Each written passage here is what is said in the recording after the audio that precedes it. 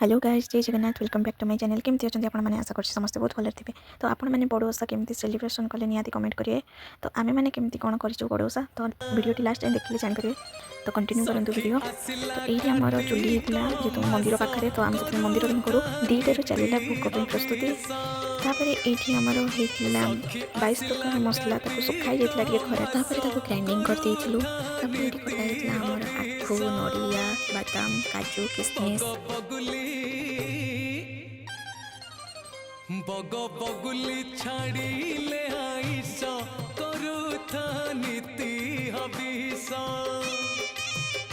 सखी आसला कार्तिक मास करुथा नीति हबीस करुथा नीति हबीस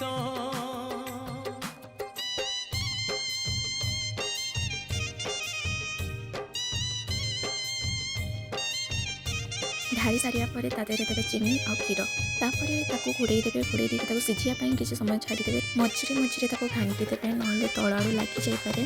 तो मुझे जहाँ जानी तो आपण मान सहित सेयार कली। आपण मैंने लास्ट टाइम देखूँ वीडियो केमती लगे निहाती कमेंट करेंगे।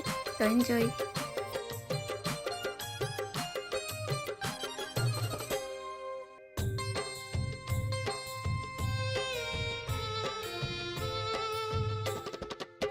सकाळु गाधेई हेइथिबु सहज सकाळु गाधेई हेइथिबु सहज चौरारे दबु रंग मुरुज सखी आसिला बड़ ओसा मास करुथा नीति पूजार आयोजन ताकि पूजा करते तो